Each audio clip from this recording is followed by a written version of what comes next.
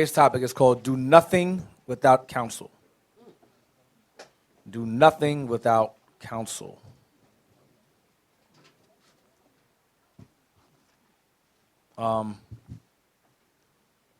We always tell brothers and sisters to always, when there's an issue or a problem, to seek counsel. We always provide you the complaint forms and so forth when there's an issue you may have throughout different states. Because, again, Israel will always have issues. There will always be drama amongst our people because we're a nation of people. We're a nation. And within a nation of people, there's going to be drama. There's going to be drama. There's going to be issues. And so it's important that we understand that in order to avoid drama, in order to avoid issues, it's important to take counsel and to follow counsel. We're going to open up with Proverbs 11, verse 14.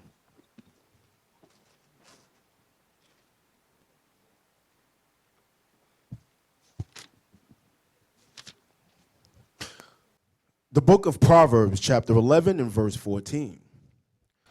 Where no counsel is, the people fall.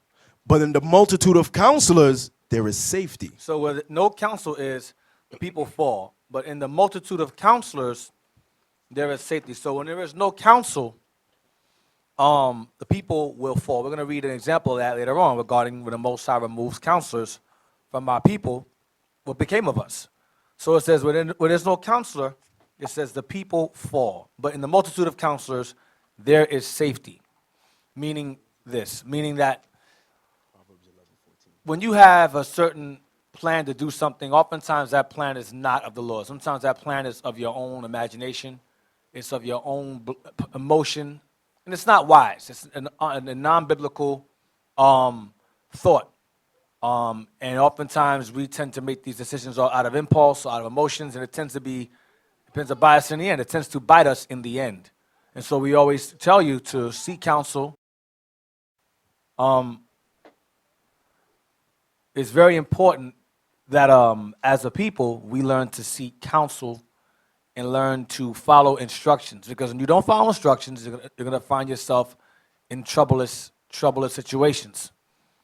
Get 12, verse 15. The book of Proverbs, chapter 12 and verse 15. The way of a fool is right in his own eyes, but he that hearkeneth unto counsel is wise. So you'll find Solomon saying over and over and over again, listen to counsel, listen to counsel. Read again. The way of a fool is right in his own eyes. And oftentimes in our own eyes, we feel what we're doing is right, it's the right thing to do, when it usually is not the right thing to do. Especially the non-biblical thing to do. Go ahead. But he that hearkeneth unto counsel is wise. He that listens to counsel is wise. Get 20 in verse 5. The book of Proverbs, chapter 20 and verse 5. Counsel in the heart of man is like deep water, but a man of understanding will draw it out. Read again. Counsel in the heart of man is like deep water. Meaning there's a whole lot of thoughts in there. It's filled with all kind of things, all kind of dreams, ambitions, hopes that really don't make any sense in terms of being biblically sound. And so the Lord says that a wise man will draw those things out. He'll get rid of that stuff. He'll put that to the side and follow the scriptures, follow the word of God, the laws. That's what a man of God will do. Read it again. Counsel in the heart of man is like deep water, but a man of understanding will draw it out. That a man of understanding will draw that water out. He'll get rid of it. He'll flood it out. He'll drain it. He will drain it out. Get Tobit 4, verse 18.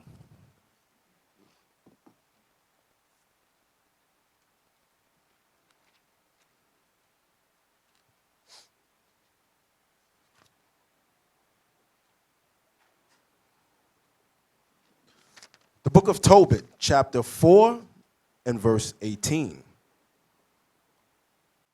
Ask counsel of all that are wise, and despise not any counsel that is profitable. Read again. Ask counsel of all that are wise. Ask counsel of all that are wise. Go ahead. Ask counsel of all that are wise, and despise not any counsel that is profitable. And despise not any counsel that is profitable. That is profitable. And many of you do that, you brothers and sisters, especially when it comes to marital advice. Y'all push it to the side. You pull it to the side. We have countless classes on it over and over and over again. And everybody seems to do whatever the hell it is they want to do. And then they want us to come behind you and pick up the pieces. And I'm not doing that. We're not doing that up here. We're not doing it. This is why I'm continuing from what I said last week. I think I was saying last week. We mentioned about brothers falling out and leaving and deserting. I'm going to touch into that tonight because that needs to be readdressed, firmly readdressed. Because, again, we're not going to set the trend of brothers or sisters that take it upon themselves to get involved in a relationship unadvised, without counsel. And then something comes of it, whether it be a child or whatever, and you want us to come behind you and fix the pieces. We're not doing it.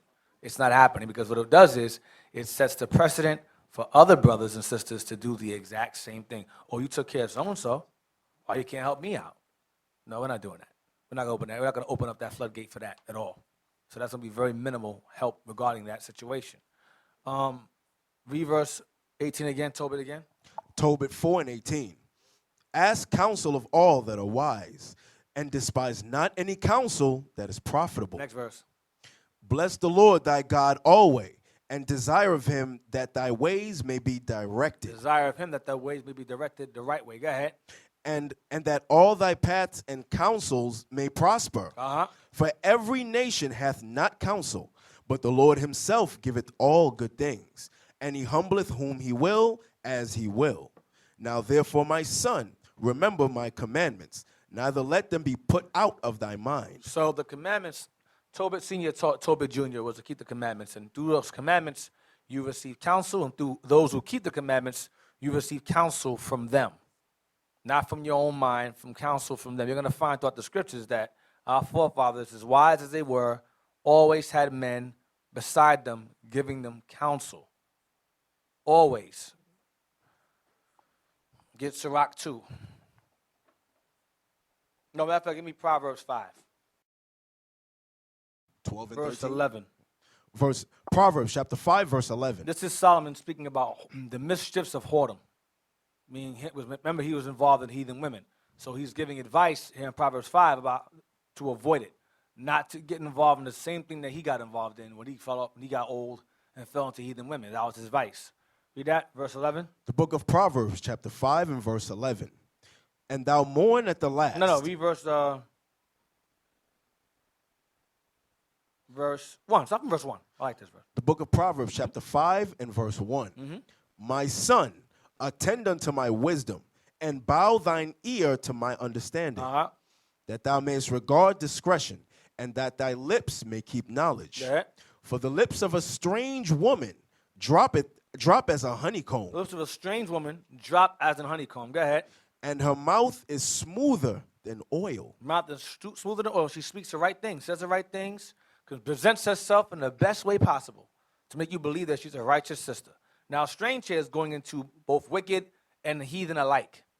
All right? In this particular context, it's going into heathen, but it's also going into, when you read chapter 7, it's the same thing about a whorish woman or a harlot. Same thing, same smooth words. It's the same thing. So heathenish woman or heathenish behaving woman, whorish, it's the same thing. You understand? Same context. Read on. Proverbs 5 and 4. But her end is as wormwood. His end is bitter as wormwood. But her end is bitter as wormwood. Because you slowly get rotted out. She'll destroy you. Go ahead. Sharp as a two-edged sword. Even get you killed or hurt you. Go ahead. Her feet go down to death. Her steps take hold on hell. And let me give you an example. Read verse 4 again.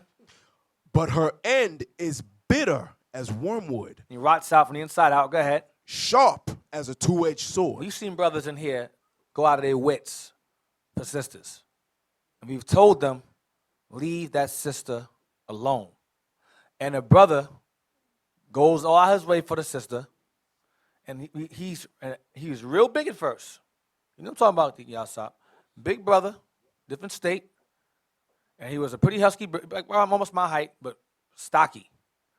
Got involved with this sister, cut his hair off real low, look like Skeletor. Scared, look sickly. Look real sickly. Not thin like, like I am thin, but thin like, no, you got cancer, thin. Something wrong with you. Not mocking it, but look like this really malnourished, bad. Like she was sucking his soul out of him. That's how he looked. Looked real bad. Because the brother went against the counsel he was given. He said, leave the sister alone. Yeah, but she's pretty, bro. Listen, leave her alone. We know she's pretty, but she has demons on her. We've seen them. It's evident. There's no good works from the sister.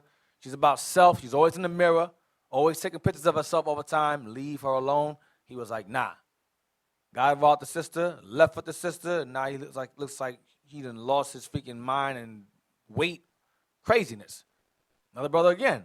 He was heavy set brother, another one. Got involved with the sister again. He was kind of chunky. Got involved with the sister. They start fist fighting in the house. Start fist fighting, whatever. He's laying while they're on her menstrual because she's off and on, so he didn't care. He just stopped caring. Defiling himself and her at the same time. Brother lost weight. He looked all sickly as well. We've seen it countless times. Brothers come up in here. They do things unadvisedly. They move too fast.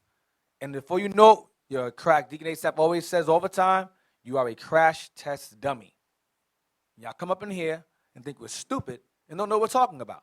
And then you become the very product of what we're talking about now.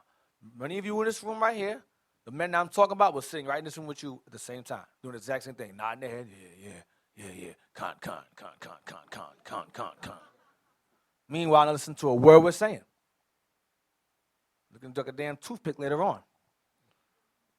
Jump down to your verse 4 again. Yeah, verse 4. Proverbs 5 and verse 4.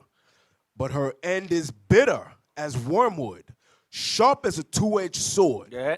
Her feet go down to death. Her steps take hold on hell. Right, she can get you killed. Some of you brothers will get involved with a sister who will have children already. Is there anything wrong with that? No, nothing's wrong with that at all. You can be a father to the fatherless. That's cool. That's scriptural. However, some of you brothers don't know anything about the father of those kids. And some of you don't even bother to ask. You so caught up in the box, you don't care about that baby father until he rolls up in that Cadillac and got the AK in the back. And his boy's driving by winking at you. What's up, nigga? How you doing? Because you thought it was a game. You thought you can just, I love her. You don't know nothing about her background. She be in the run. She could be a mule for you know. You don't know. You don't know the mule. The mule's a girl that hides drugs for her man, whatever. That's a mule. Some of you brothers get involved with that stuff and expect us to help you. I'm not helping you. I'm not getting myself shot up because you want to mess around with the wrong woman. That's your business. You better get a bulletproof vest quick. You better get those windows tinted as deep as possible, legally can, and get them thick layered lenses windows. That's your business. We're giving you counsel. Learn to follow instructions. But y'all want to do what y'all want to do and end up with a freaking woman that has a baby father. You can't have two lions in one cage.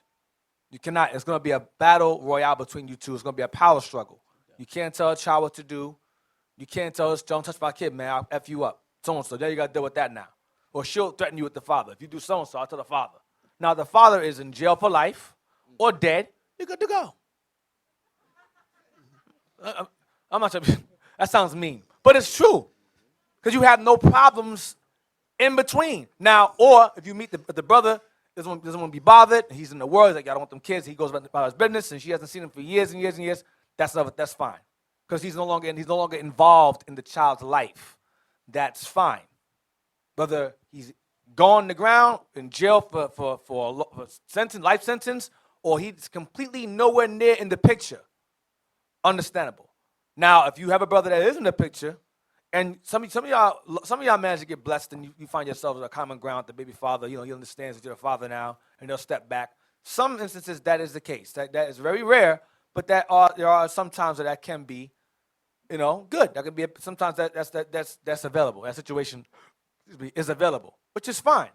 But a lot of y'all don't even take the time to even ration that out, to figure that out. Okay, let me find out if the father's involved. Let me ask these questions, because a lot of you don't want the answer. You don't want to know. Because if he's there, that can be a roadblock for you.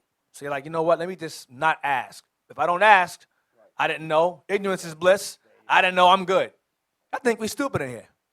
That's what I was going to ask. That's the question I was going to ask. Many of y'all know what the answers will be before you even come to counsel. Yep. And that's, you say you'll ignore. Look at verse 4 again, real quick. Proverbs chapter 5 and verse 4. But her end is bitter as wormwood. This is an admonishment, meaning that if you ignore counsel, you're going to find out what this woman is really about in the end. You already know that. By you avoiding counsel, you say, I don't want to know what it is. That's why this is written this way. You already know that when it says, but her end, meaning that you have to be told by what the scriptures are saying, because you already figured what the end would be. Because if you did not really notice what the end would be, you would come up here and get the counsel. You would seek counsel. But the only way you won't really seek counsel is when you already know that this is not right. And then you'll go do it anyway. And then you, like Deacon said, and then you'll expect us to fix it. We're not fixing those kinds of issues. We're not doing that. Okay, you get caught up in the wrong thing and avoid counsel and do things sneakily behind the back, you on your own. Okay, and we have records on how we deal up here, too, because we're not going to forget what we said. Okay, go ahead, Deacon. Now, my Bible has a precept. Give me Ecclesiastes 7:26. Perfect. Ecclesiastes 7:26. My Bible's on point. Annotations is on point in this one. Ecclesiastes 7:26. Oh, that was a pre-printed. Yeah. I mean, the person put the precepts in there, he know. He been through it. Let me put that there.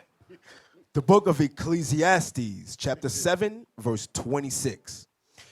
And I find more bitter than death the woman whose heart is snares and nets. Because you brothers, you fall for that. You fall for the game because some sisters have game. And they know how to play it real smooth, smile, it all smiles, it's soft spoken. And some of you brothers are in the midst of, I don't have to use that word. But matter of fact, you know what? Hold those two real quick. What makes her worse than death to a brother? Because she's beautiful as hell. She put it on you. She made you happy during all the times and all that, but she's worse than death.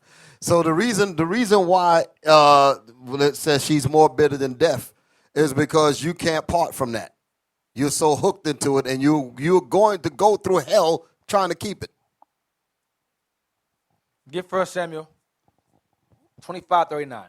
We oftentimes use the word courting. I don't like that word because it's a worldly word. I don't like to use it. I prefer to use biblical terms. And we have found a biblical term regarding a brother and a sister speaking together or speaking to each other.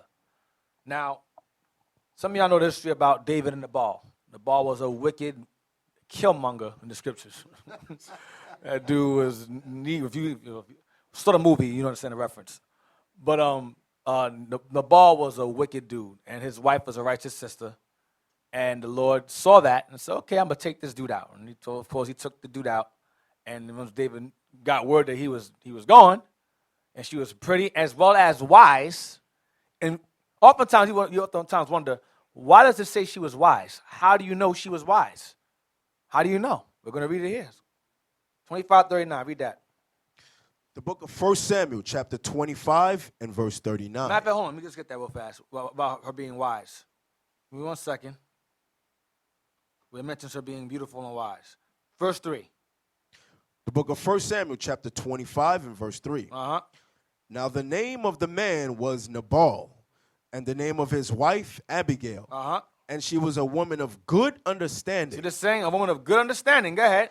And of a beautiful And countenance. she was very beautiful. Go ahead. But the man was churlish and evil in his doings, and he was of the house of Caleb. Now, the guy that wrote this was obviously a hater of Judah. You didn't have to put that there.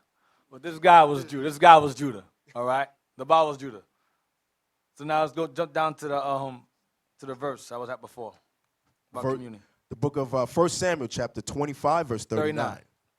And when David heard that Nabal was dead. That dude dead? Because David was going to kill him. David was going to kill that dude. He was running his mouth, being disrespectful, and David was going to kill him and everyone in the house because the guy was grimy. So once he got word that Nabal was dead, go ahead. He said, Blessed be the Lord that hath pleaded the cause of my reproach from the hand of Nabal, and hath kept his servant from evil. From Saul killing him. Go ahead. For the Lord hath returned the wickedness of Nabal upon his own head. And David sent and communed with Abigail. David sent and what? and communed with Abigail. David sent messengers, and communed with Abigail. Go ahead. To take her to him to wife. You know what he did? He communed with her to take her as a wife. What's commune mean? What's the word? Communicate. Communicate. It's the same thing. They spoke first.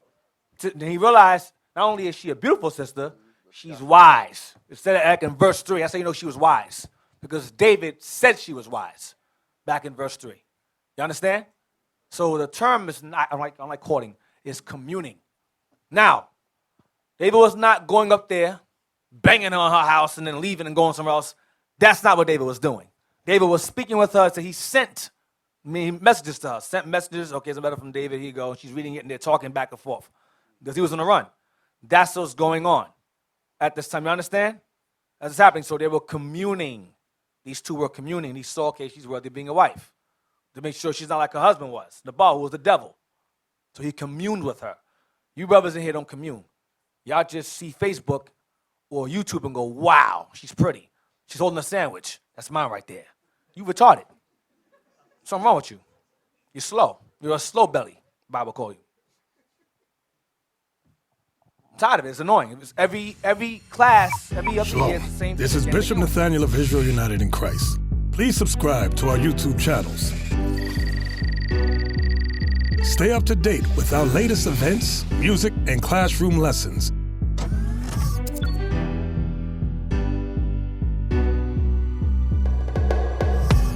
IUIC plans to continue visiting different countries where this gospel has not been preached before. IUIC needs your help in pushing this truth.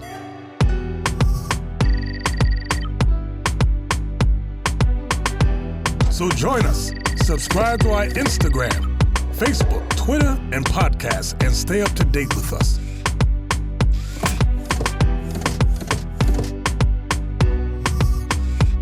For more information, please visit www.israelunite.org.